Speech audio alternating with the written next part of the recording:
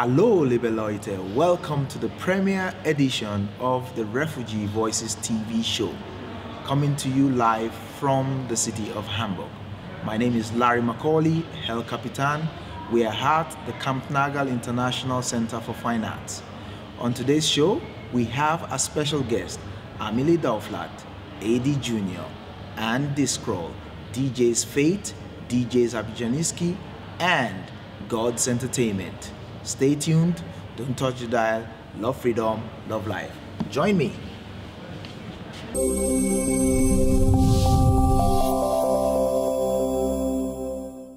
Guten Abend, ladies and gentlemen. You're welcome to the first premiere of the Refugee Voices show. We welcome you all. We thank all our supporters for making this happen.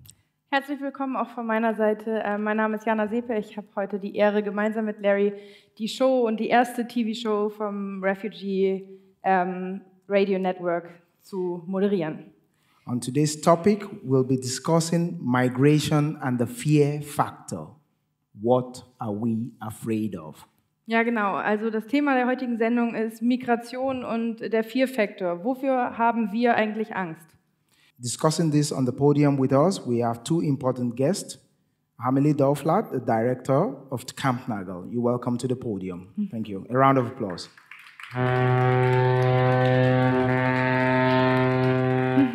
Gerne in die Mitte.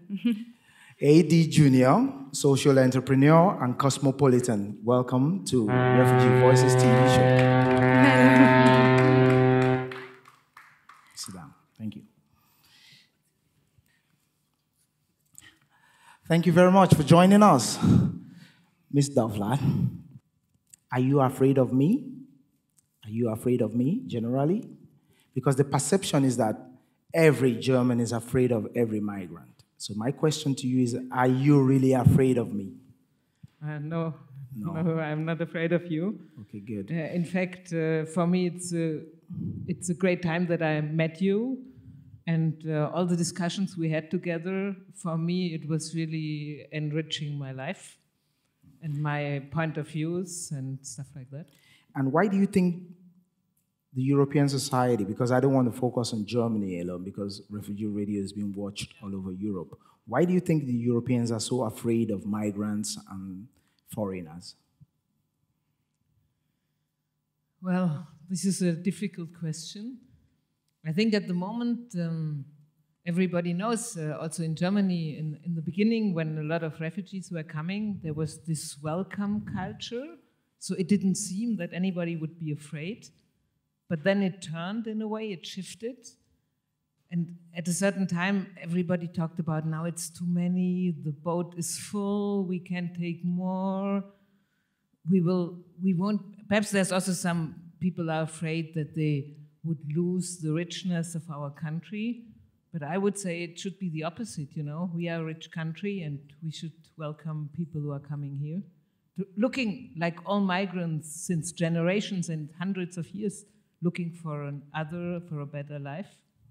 AD Junior, from your perspective, you are like a cosmopolitan, you are from Brazil actually, were living in different places in different countries, so you were like kind of an immigrant at different places. So from your perspective, from your experience, were people afraid of you? How was the reaction of people? Also einmal kurz in Deutsch. Wie war die Reaktion? Du bist aus Brasilien, du hast in vielen Ländern gelebt, in Europa. Wie war deine Wahrnehmung? Wie haben Leute auf dich reagiert als Migrant? Well, first of all, thank you for inviting me here. I'm very glad to be here, to be talking about it, to have the voice to be talking about this subject. Well, people are normally very afraid of people of color, I would say that. I'd say that. There are first-class immigrants and second-class immigrants, okay? Nobody's afraid of Japanese people going to universities all over the world to learn some English, German, or other languages. But when people see black people, they say, well, who paid you to be here? Who paid? What are you doing here? You see? We are not seeing this word as people that actually could go somewhere to learn. People are afraid of darker people because they think we're going to steal their wealth, steal the money. We, immigrants, not only blacks, but Afghanis, Pakistanis, people from all over the world, we come here to bring this wealth, to blend into the culture and bring and bring more and share this wealth as well. That's what I believe in. Okay, also AD Junior sagt, es gibt aus seiner Sicht verschiedene Arten von Migranten. Es gibt zwei Klassen Migranten. Wenn wir zum Beispiel an der Universität Leute sehen, die aus China oder anderen asiatischen Ländern kommen, dann haben wir nicht solche Angst, wie vielleicht wir Angst haben vor schwarzen Menschen. Dass es da eine gewisse Art von Rassismus gibt, obwohl sie viel für unser Land auch tun und Produktives leisten können und schon geleistet haben, gibt es da Dinge, die Schwarze vielleicht nicht machen können und sich nicht so frei bewegen können, wie sie es gerne machen würden. We take a clip that was recorded some few months ago by an interview Refugee Radio conducted with a refugee rights activist from Nigeria who has been living here for the past since 2007. We take the interview of Rex Osa. What would be your suggestion as the way out of this fiasco that refugees and the society are entangled in? I think the only solution that is feasible is to confront the reasons why people are forced to leave their country. And this is a very difficult battle for a lot of groups. Even the refugees themselves, some of them don't understand it also. Because we have demanded so much for equal rights. We cannot get equal rights with the Germans in this society. The status quo is based on racism. You are not a German. Even if you have a German pass, you are still not a German. Die Ignoranz in dieser Gesellschaft ist das große Problem. Und die einzige Möglichkeit, die wir haben, ist einfach, die Bevölkerung zu sensibilisieren. Einfach die Ursache von Flucht, die Verantwortung aus diesem Boden, müssen wir die Leute unterrichten. Sonst können wir diesen Rassismus, diese Toleranz, die wir jeden Tag darüber sprechen, konnten wir das nicht erreichen. Ich meine, wir müssen gemeinsam über die Ursache diskutieren, die Verantwortung dieses Landes auch deutlich nennen und dann gemeinsam die Fluchtursache bekämpfen. Junior, do you agree with Rex Osa's view that the status quo in Germany is entirely racist? Do you agree with his view? Well, Germany is a country that, of course, is struggling with the past. Okay, 70 years ago, we did have a problem here.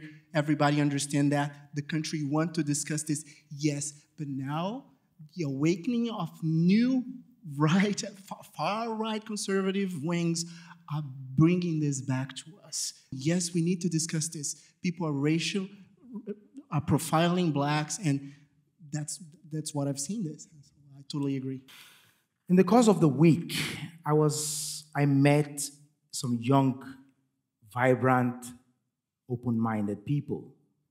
As a matter of fact, I met God. God came to me. I met people from the God's Entertainment. I said, what is God's Entertainment? They said, okay, we have this idea. We want to create an integration lager for Germans. Now, the catch is, these guys are so smart. They've been doing it for a long time. And they have equipment, machines, knowledge, and experience to detect if I am racist or not. We now decided to participate with the God's Entertainment in this project. Of course, there is a visa policy also there. I, as an immigrant, I am not allowed into the camp because I am not the kind of person they want to integrate. So we take a video clip from God's Entertainment on what integration really means to them.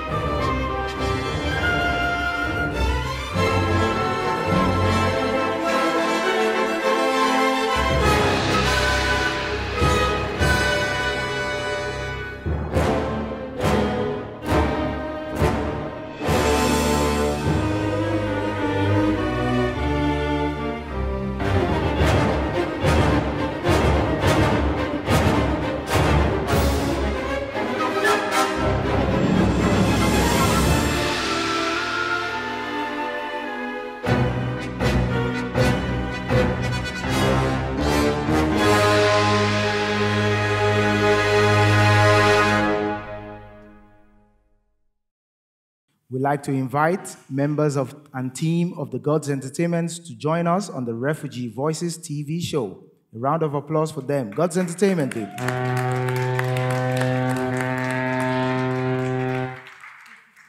Let's talk about this idea. Thanks for coming on Refugee Voices show. Thank you. Hello. Gods Entertainment. Hi. These are the gods that I met during the week. So, Jana, you have the question. Ja.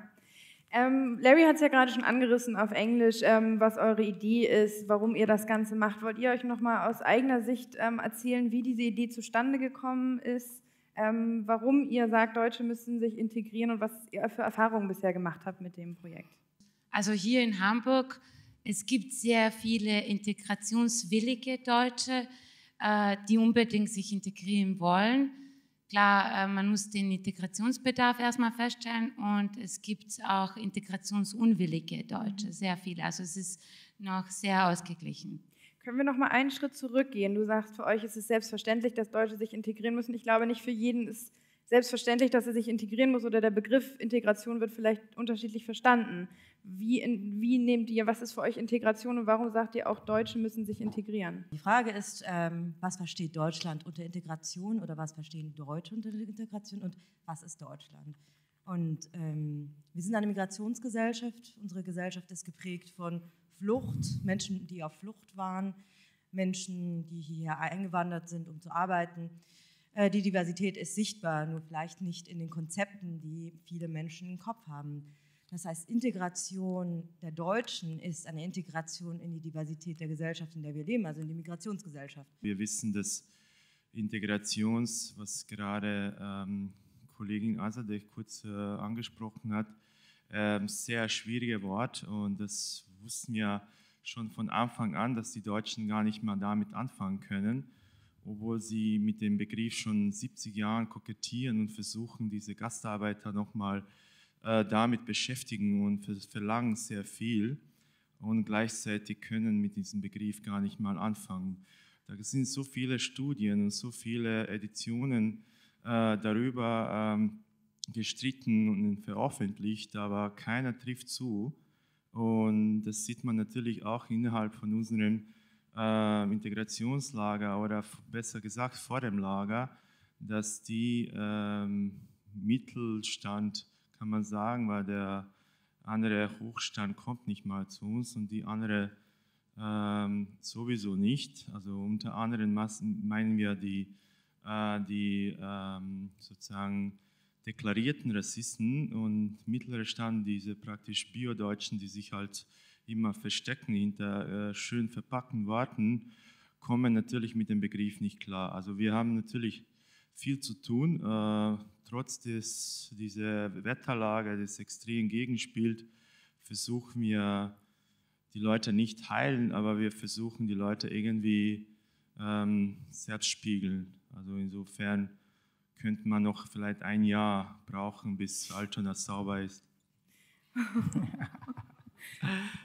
A lot of people who came by also in Altona said, okay, they are integrated when they can speak the language, when they do this, when they do that, and this is something which comes out after some minutes of talks, maybe, that also this kind of levels, how to say, are question of what can a human being be, for example. And this is really, for me, it's a difficult view. I don't want this view because it's separating humans in a kind of a way.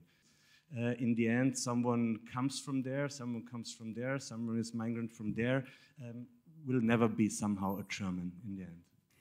Viewers, listeners, what do you think about this idea of God's entertainment? What do you think? Do you think it's cool? Do you think we should experiment more with this idea? It's what? It's interesting. Where are you from? Syria. You're from Syria. How long have you been here? 1 year. 1 year. How do you perceive Germans? I start to learn language. You learn the language? I start to learn. You start to learn. Do you like German, Dutch language? Yeah, it's a hard language. Yeah, tell me what. Tell me something you like about the Dutch language, the German language.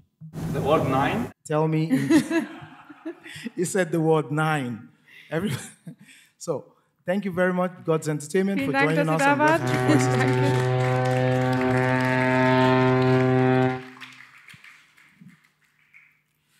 Now we take a video clip, a message from a new group that's in town. We have the New Kids on the Block. Thank you. Wir sind die Afghan Voices, folgt uns in der Refugee Radio Network on TV. We're the Afghan Voices. Join us weekly on Refugee Radio Network and TV. ما از برنامه صدای افغان هستیم. هر هفته ما را از طریق رادیو و تلویزیون صدای مهاجر تعقیب کنید. Love freedom, love life. The Afghan Voices. Round of applause. Jana, what's Afghan Voices? Can you tell the German listeners? Ich habe die Afghan Voices gerade erst kennengelernt in der letzten Woche. Sie sind relativ neu in Deutschland, in Hamburg angekommen, haben jetzt auf der Plattform im Internet durch Larry eine wöchentliche Show, also unter Refugee Radio Network kann man wöchentlich sich Beiträge von den Afghan Voices angucken. Thank you. Back to my living room. This is for the madame now. Amelie, how can people in the arts and entertainment industry, this is your field now, how can your industry help to change the narrative of the refugee and migration situation? How can? There's a lot of possibilities to change the attitude of people. For example, one thing which is very important for me and also for our work at Kampnagel is that there's a relationship between the poor countries and the rich countries. And this is a big question on post-colonialism. Many countries were colonized where today the refugees are coming from. And at a certain time, the political colonization stopped, but today there's a big economical colonization. So many of the reasons why people flee from their countries, we produce it, or we are part of this whole system to produce it. So people get poor because the rich countries explore the poor countries. So then people from the poor countries come here. And for example, trade is very open, you know, you can trade everything, weapons, wares from any country in each direction. But for people, it seems to be more difficult and more difficult to travel independently. And so I think what we can do, working with international artists from different countries, inviting theorists, sociologists, political theorists, people who just make clear, and also artists who make clear what happens in this exchange of countries. Because I think one part of the fear of many people, and I agree completely with you, it also has to do something with color. It's also that people don't meet, you know. If we would ask, like, in town, around Jungfernstieg, for example, people, do you know any person well who is coming from any African country or who is coming from Syria? Most of the Hamburg people would say, no, I don't know anybody personally. And this is also a big problem. So, for example, art venues are public venues. It's possible to make people meeting. So I think we have to use this chance to make it possible that people meet who usually wouldn't meet in town. Like about 1.5 years or 2 years ago, Amelie Deuflhard was like hosting people here, like refugees who came to Germany, to Hamburg, and didn't have a place to stay. So for this human act, for like letting them stay here, the political party AfD was actually like attacking her and said, okay, this is not going with the law. So what happened out of this case? How is the status quo now, and how was your perception of that? It's very interesting that people, even you now, think it was not legal, because till now I was announced at the police by the AfD. It's a right-wing party. I would say they are not legal, what they are doing. They are saying people should be shut down at the frontiers. They are racist. They are against a lot of things, which is part of our democracy. So I would say it's the AfD, which is not legal, this party. But what I did was completely legal. I just hosted some refugees during the winter, during 6 months, in a building, eco-favela, we built in our garden of Kampnagel.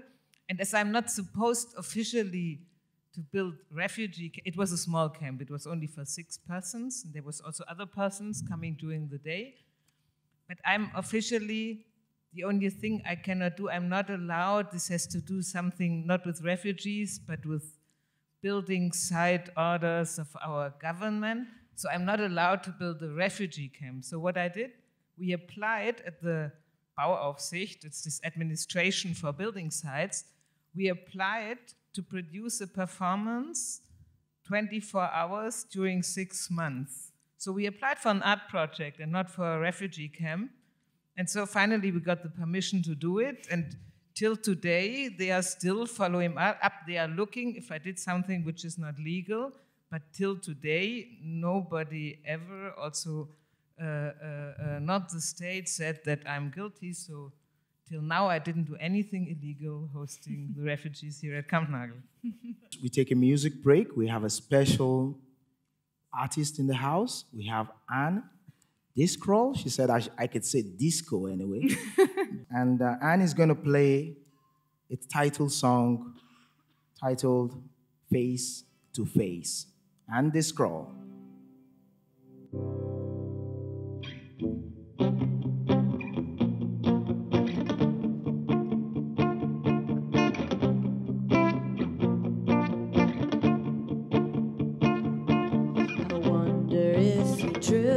Tree, how many branches would there be of those affected by the war, mourning their limbs, the kids, their moors? They will come back to haunt you, haunt you.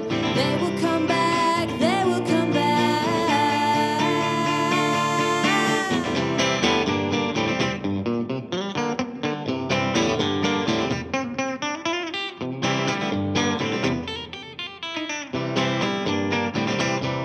There's a world outside with a protest sign, inked in blood and strife on slates where once held life, and will stay outside while they run and hide, try to bury lies in graves made fresh with murder lives.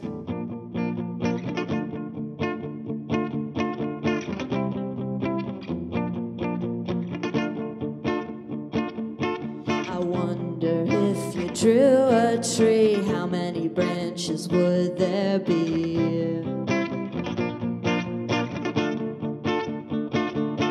I wonder if you drew a tree, how many branches would there be of those affected by these wars, mourning their limbs, their kids, their moors? They will come back to haunt you, haunt you. They will come back, they will come back.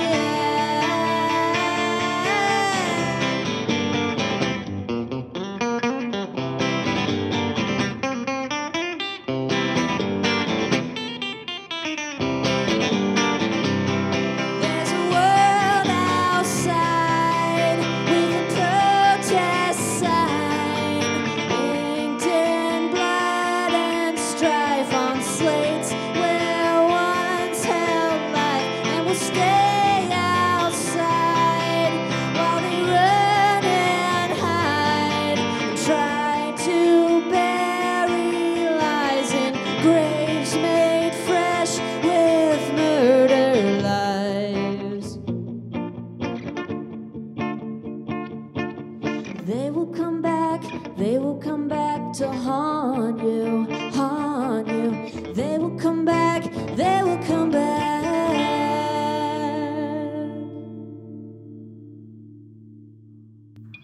A round of applause for Anne Driscoll. Anne, you can drop your guitar now and take a seat.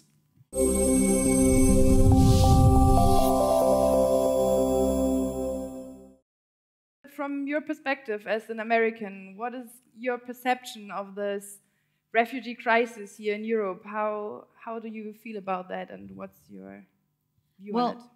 Thank you for the question. Thank you for having me. My first statement on this would be that the U.S. needs to be doing a lot more to welcome refugees from around the world.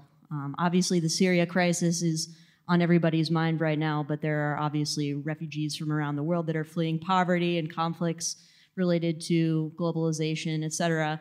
But I think that the U.S. really has played a large role in creating the conflict in Syria in particular, because a lot of what has happened, at least in my understanding, is the rise of ISIS, which did not exist prior to the Iraqi invasion and occupation that the Americans decided to undertake. So I think that we have an outsized role to play in mitigating the harm that our particular policies have caused in that region.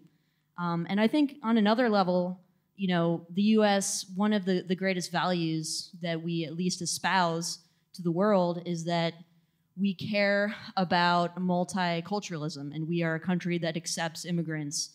And much of the heritage of the U.S. has involved waves of immigration. You know, my last name is Driscoll. Irish immigrants came in the 1800s. Pretty much everyone in America was not born there, or else they would be Native Americans.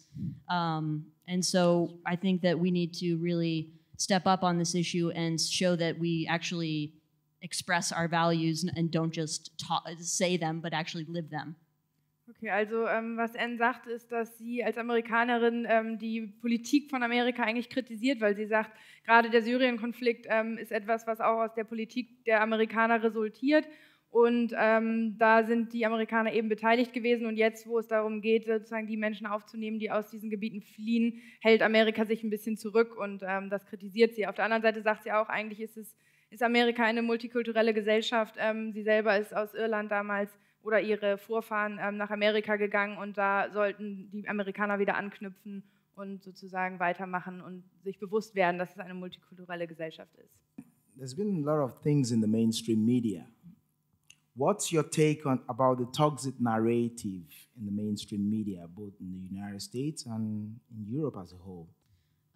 Yeah, I think that's an important question. I would start by saying that I can really only speak to what the American media is like with any degree of experience, but the American media is very dysfunctional. It's owned by a lot of corporations exclusively. There really isn't an independent media that constitutes the mainstream media, which is why I don't pay attention to the mainstream media, generally speaking. But and also the American political system is dysfunctional. And what the media, which is corporate owned in America, is disseminating or expressing is the dysfunctional opinions of politicians, and particularly now that the election is occurring. There's the presidential election is going on in America right now, and it's the primary election, so the Republicans, which have typically held a lot of right-wing conservative viewpoints, are really kicking into high gear, and I think a lot of you are probably familiar with Donald Trump and the Trump phenomenon. And I think, you know, what he's saying, he's promised, part of his platform is basically who does not belong in America is his political platform. Be it Mexican immigrants, be it Muslims writ large, even if Muslims are American citizens, he does not want them to be able to return to America, which is insane on a certain level. But, you know, I think it's important for people to understand, looking from an outside perspective, that this trend is both new on a certain level, but it's also part of something that has existed in American politics for many years. We have a legacy of slavery in America that we've never quite reconciled with, and racism has been used by politicians to exploit and divide people. And I think what makes it unique now is just how out in the open it is, how comfortable politicians feel not coding their bigotry, but actually stating it outright. And that's dangerous because it emboldens people who already hold those beliefs to be more staunch in them. And it also raises the possibility that violence could become a real reality, which we really haven't seen too much in American politics. So it's a scary phenomenon, but it doesn't exist in a vacuum. It's part of a continuum of sorts. Eine letzte Frage haben wir noch an dich. N macht ziemlich lange schon Musik, hat Musik studiert und hat sich entschieden, auch politische Songs zu schreiben, zum Beispiel über den Irakkrieg. So when and why did you start to include like political statements in your songs and also write about or sing about political issues? Well, for me, when I think about politics, it's a very personal thing. And when I think about my own life, I also think of politics. So they're sort of intertwined. But I tried to think about how I would feel if I were being affected by a particular policy. And that informs my political thinking. Empathy is the concept there. And so politics touch me on a very personal level. And therefore, it's natural to write about them. I don't put forth an effort to say I'm going to write a political song. However, the songs that I'm presenting today, for instance, both concern the Iraq War, which as an American I feel, particularly disturbed by, because this happened and was perpetrated and, in my opinion, was a crime that was never really held no one was ever quite held accountable for. And it really shaped my political thinking. It was just this bizarre thing that was happening, and I couldn't believe that something that was so transparently catastrophic from its outset could actually be carried out. And so, yeah, both the songs that I will be playing tonight concern my feelings on that subject, because it's almost like a horror film. You watch it and you can't believe that something this terrible is happening. And yeah, I think that right now we really need music that speaks to the political reality of people. And I'm happy to contribute to that on any level that I can. Thank you very much, Anne. Thank you very much. It brings me now to Junior. You're a social entrepreneur. You're a cosmopolitan also. How do you think, from a social entrepreneur perspective, you can change? Your industry that you're involved in can help to change the narrative of the refugee and migration situation? I've seen that internet has brought people together, and companies like Facebook. We wouldn't have the Arab Spring if we didn't have Facebook. We wouldn't have a lot of social movements happening all over the world if we wouldn't have some online platforms to help us connect. I'm not here advocating for online companies to do billions of dollars. What I'm talking about is social connection. So online companies, they really can make people connect, and that's what I believe in, and that's how I'm trying to help it in Germany and in Brazil. Thank you very much, Junior, for joining us. We're about to finish. Viewers, God's Entertainment and DJ Abidjansiki came up with an idea of a fictional character. It's not my doing, but they turned me into a super migrant. Migrant fiction, ladies and gentlemen.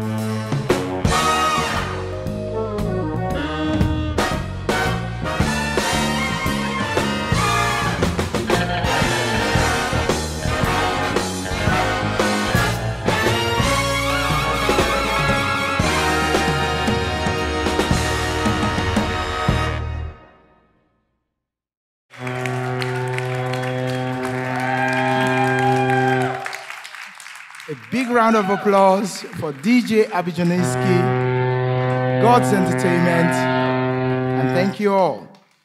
Everything that has a beginning must definitely come to another level. So we're going to take it to the next level. And we thank you all for coming tonight to the premiere of the Refugee Voices TV show. We thank you all for supporting us. You can check us out on the internet, www.refugeeradionetwork.net, on Facebook, Refugee Radio Network. We end with a special tune from our superstar and Driscoll with the title track album, Fiasco. Thank you for joining us. And it's all to you.